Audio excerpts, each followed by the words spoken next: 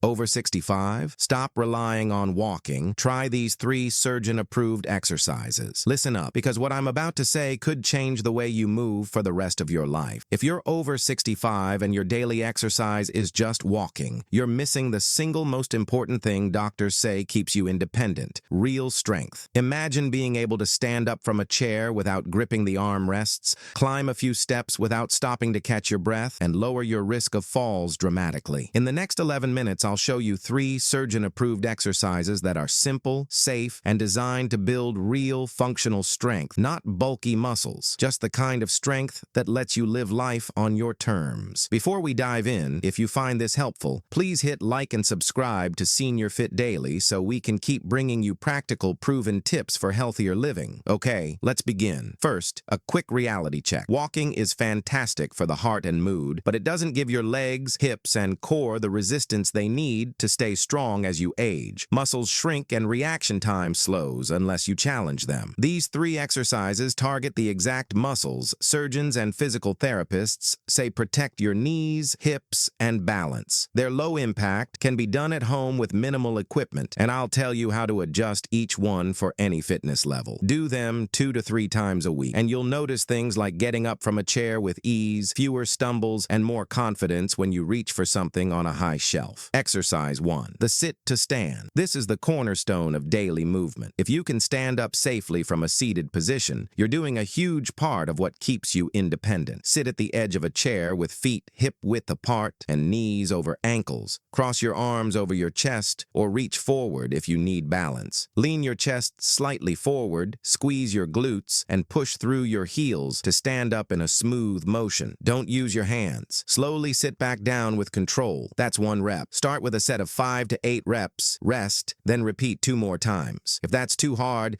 keep your hands on the chair for light support and decrease reps. If it's too easy, hold a light weight or a filled water bottle across your chest. Aim to progress by adding 1 rep each week or slowing the lowering phase so it takes 3 seconds to sit back down. This movement trains the hips, quads, and core, the same muscles you use to stand from a toilet, get out of a car, or rise from the couch. Exercise 2. The heel-to-toe tandem and calf raise combo. Balance is often the missing link that turns a small slip into a serious injury. Start by standing near a wall or sturdy chair for safety. Place 1 foot directly in front of the other so the heel of the front foot touches the toes of the back foot. That's the tandem stance. Hold this for 10 to 30 seconds, focusing on a steady breath and soft knees. Then shift into a calf raise. Stand with feet hip-width apart. Slowly rise onto your toes. Pause for a second at the top, then lower back down with control. Do 10 to 15 calf raises. Repeat the tandem stance on the other foot, then repeat the calf raises. Do 2 rounds total. If tandem is too difficult, widen your stance slightly or keep 1 hand on the chair. If it's easy, try closing your eyes for a few seconds during the tandem hold. These moves strengthen the calves, improve ankle stability, and train your nervous system to react faster when balance is challenged, which is exactly what surgeons recommend to reduce fall risk. Exercise 3. The hip hinge with a chair, your secret weapon for lower back and hip strength. Many people bend from the waist and strain their lower back when picking things up. The hip hinge teaches you to bend from the hips, keeping the spine neutral and the glutes engaged. Stand tall behind a chair, feet shoulder-width apart. Place your hands on the chair for balance. Keeping a slight bend in the knees, push your hips back as if closing a car door with them, not folding your spine. Your chest will naturally lower while your back stays straight. Go until you feel a stretch in the back of your thighs, then squeeze your glutes to return to standing. Do 8 to 12 reps for 2 sets. To progress, hold a light weight or a soup can against your chest. This movement trains the posterior chain, the glutes, hamstrings, and lower back, which are essential for safe lifting,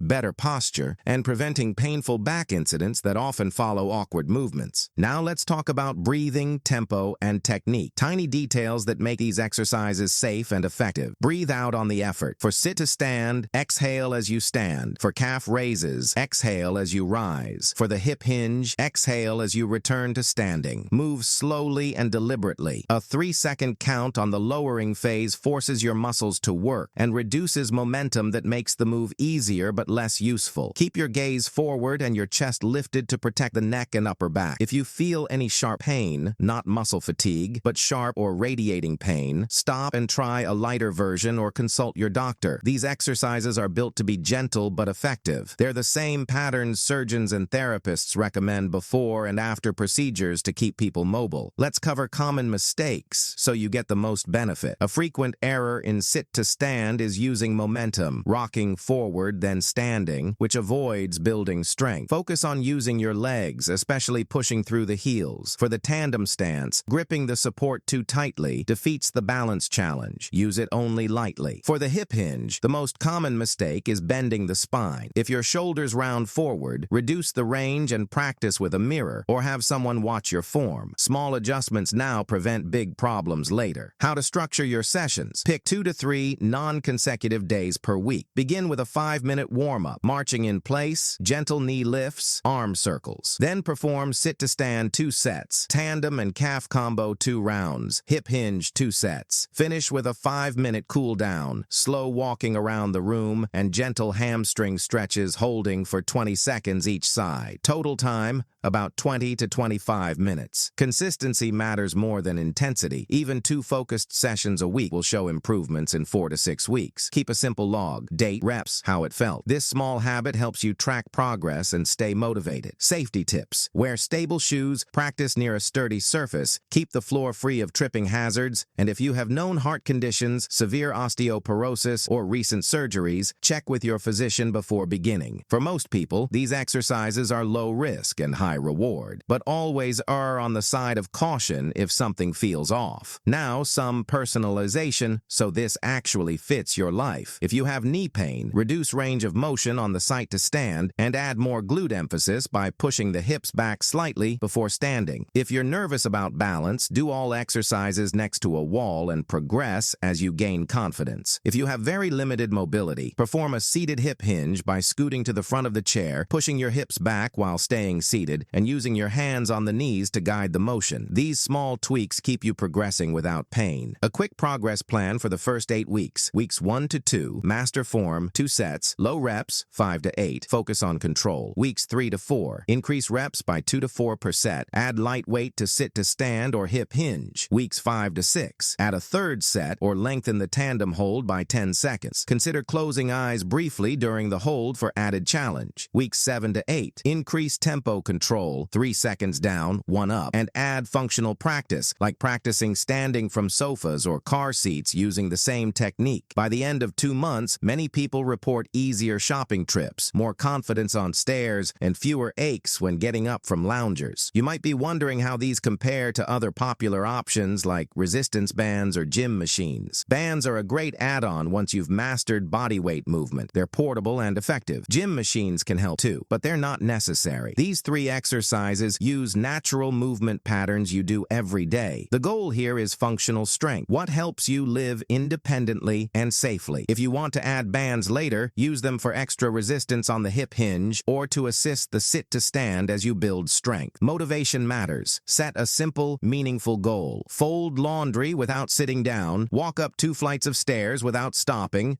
or pick up a grandkid without worry. Write it down and place it where you'll see it daily. Pair exercise days with something you enjoy. Listen to your favorite song or a short podcast while you warm up. Small, consistent wins make this stick. Before I close, remember that progress isn't linear. There will be days you feel stronger and days you don't. That's normal. The important part is showing up and doing the movement with good form. If you miss a week, start back at a comfortable level and rebuild. Celebrate small gains. Standing up easier, more stable balance, less breathlessness when climbing stairs. We're almost done, but one last key point surgeons emphasize. Combine these exercises with protein-rich meals and adequate sleep. Muscles need fuel and recovery. Aim for a balanced meal after your workout with protein, healthy fats, and vegetables. Staying hydrated also helps with joint health and energy. If you want a printable quick reference, here's a simple routine to follow every session. Warm up 5 minutes, sit to stand 2 to 3 sets of 5 to 12 reps, tandem stance and calf calf raises 2 rounds, hip hinge 2 sets of 8 to 12 reps, cool down 5 minutes. Progress slowly, keep perfect form, and check with your doctor if you have health concerns. These 3 movements, done right, are what many surgeons recommend to stay mobile and independent after 65. Practical, powerful, and doable at home. If this helped you, please leave a comment below telling us which exercise you'll try first and why. We read them, and your feedback helps others. Also, share this with a friend or family member who might be relying only on walking. It might be the nudge they need to build real strength. Thanks for watching, and remember to subscribe to Senior Fit Daily for more simple science-backed ways to stay active and strong at every age. See you next time.